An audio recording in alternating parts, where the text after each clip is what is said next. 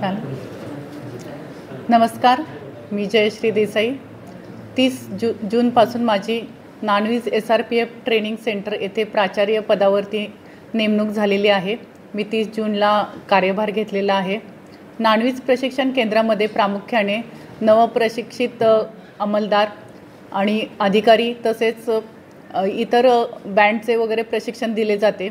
इथे अनेक बॅचेस चालू असतात प्रशिक्षणासाठी.